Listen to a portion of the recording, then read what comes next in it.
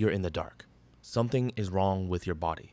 Your legs don't feel like legs anymore. Your head is soft where it shouldn't be. There's a warmth spreading through you that isn't temperature, it's your own tissue breaking down, muscle dissolving into liquid, organs coming apart at the cellular level. You are, right now, approximately 70% soup. This is not a nightmare. This is Tuesday. This is the thing that happens to every butterfly in the middle of their one and only life, whether they're ready for it or not. You are inside a chrysalis, and you are being taken apart so that something new can be built from the pieces. And here's the thing about butterflies that nobody who's ever stopped to watch one floating through a garden actually knows. The dissolving is not the worst part of the story, not even close. The worst part happens near the end, on the last good day. After you've survived everything, the wasps that tried to lay eggs inside you, the birds, the spiders, the storms, after you've done the one thing you were built to do. What finally gets you is something that's been quietly breaking since the day you were born, and you won't even notice it happening until it's too late to matter. Keep watching. Back up a few weeks to where this started. You're on a leaf the size of a football field.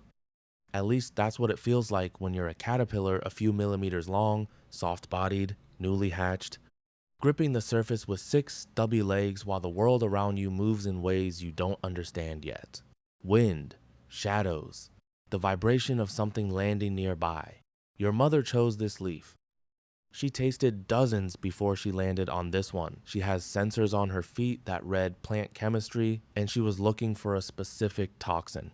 She found it here. Now you eat it. You eat almost constantly.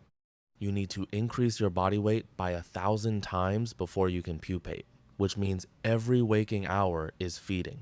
Leaf after leaf, methodical, moving along the surface, chewing through everything in reach, and as you eat the plant's toxins, they don't digest, they collect. They build up in your tissue, in your skin, in the fat you're storing. The brighter your colors get, the yellow rings darkening, the pattern sharpening, the more poisonous you become, and the more clearly you advertise it. A bird lands on the branch above you. It watches you for a moment, tilts its head, and pecks. One bite. Then it spits you out and shakes its beak against the bark, trying to get rid of the taste. It doesn't come back. You've been alive for 2 weeks, and you've already turned yourself into something too dangerous to eat. Nobody taught you that. Your mother's choice of leaf did it before you were born. First win. You're 3 weeks old, halfway through a leaf, when something lands on your back. You feel the weight, something small, barely there. Your body registers it and does nothing. You keep chewing, the weight lifts. Gone in 4 seconds. What just happened? A parasitic wasp, smaller than your thumbnail, walked along your back with its antennae down, reading your body chemistry. When it found the right spot, the soft tissue between 2 segments, it drove its ovipositor through your skin and injected a cluster of eggs directly into your body. Then it flew away. You didn't fight. You couldn't. By the time your nervous system registered the landing, the wasp was already gone. The eggs hatch inside you over the next few days. The larvae that emerge are careful. They navigate around your vital organs, feeding only on your fat reserves, keeping you alive because a dead host is no use to them. You keep eating, you keep growing. From the outside, you look completely healthy, plump, well-fed. On the inside, you are a nursery for something that will eventually need to get out. Some caterpillars that reach the chrysalis stage never produce a butterfly. The chrysalis splits open and wasps pour out dozens of them, and whatever was growing inside is gone. The butterfly that should have been there simply never exists. You keep eating. You won't know which kind of story you're in until the very end. The urge comes without warning. One morning, you stop eating mid-leaf. Something in your body has shifted a chemical signal that overrides everything else. You climb down from the plant, find a bare stem, and begin to spin. Silk from a gland near your mouth looped around yourself in slow rotations, layer after layer, until you're encased in a hard shell the color of old jade. Then darkness. Stillness. And then you start to feel it, not pain exactly, but a wrongness, like your body is not where it was. Like the boundaries of your own shape have become uncertain. What's happening? Your own cells are releasing enzymes that break down muscle, organ, and connective tissue, not remodeling, dissolving. Within hours, Almost everything you were made of is fluid. If someone cut the chrysalis open right now, there would be no caterpillar inside, no half-formed butterfly, just a warm brownish liquid and a few clusters of cells floating in it. Those clusters are called imaginal discs. They've been inside you your entire life as a caterpillar, dormant, waiting, carrying instructions for something you had no idea you were going to become. A wing compressed into a handful of cells, waiting for the right chemical signal to start building. An eye, a new nervous system, clean, carrying almost nothing from before. In the liquid of what used to be your body, they begin to assemble. A wing forms from material that was recently your third leg. An eye builds itself from tissue that was part of your gut. 2 weeks pass in complete darkness, and then a crack of light splits the shell. You push out wet, crumpled, wings folded flat against your back like wet paper. You grip the empty casing and hang upside down.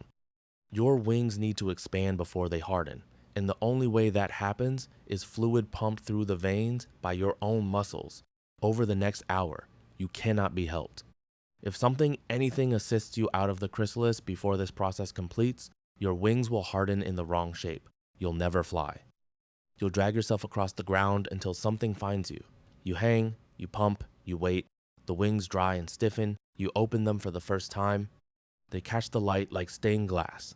You launch from the stem and the air takes you. You have 2 weeks. The first thing you find is a clearing, a patch of sunlight in the forest canopy, maybe 4 meters across, the kind of warm, open space that females pass through when looking for mates. You land on a twig at the edge, open your wings to the sun, and wait. Within 10 minutes, another male appears from the far side. You spiral upward together. It looks effortless from below, 2 bright shapes turning in the light.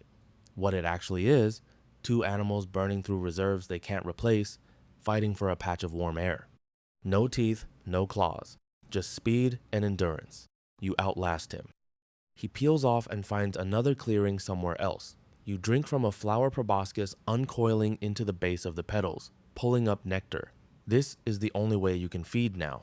Your caterpillar mouth is gone. You have no way to eat solid food, no way to consume protein. Everything you have left is what you built before you dissolved, and you are spending it down hour by hour. You learn the clearing's dangers fast.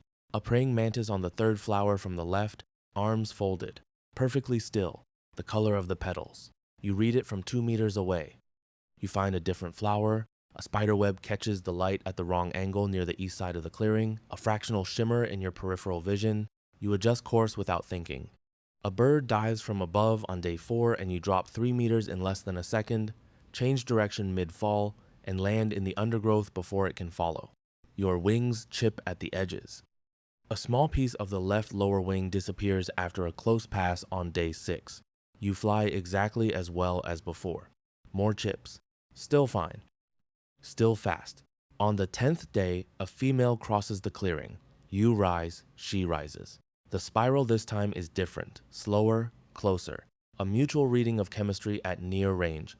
You descend together onto a broad leaf in the shade at the clearing's edge. You mate. It takes the rest of the afternoon. She's still and certain, and so are you.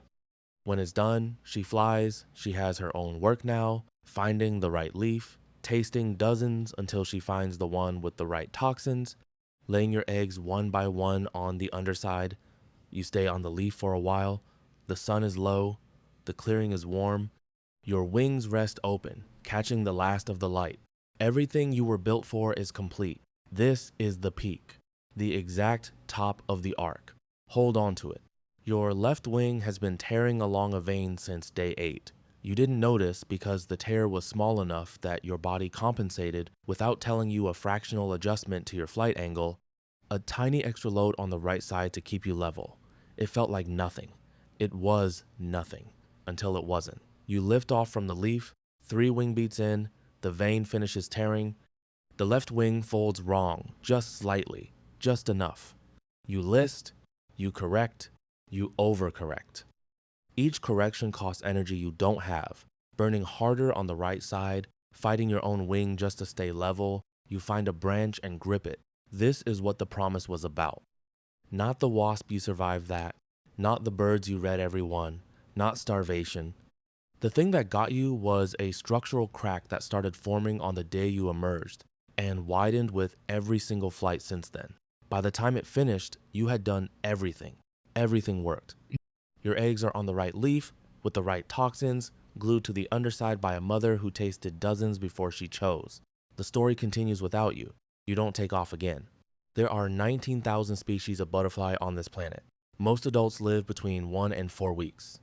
Some live days. The painted lady migrates 10,000 kilometers, the longest butterfly migration ever recorded. The generation that flies out doesn't survive the return trip. Their descendants make the journey back with no map, no memory, no one to follow.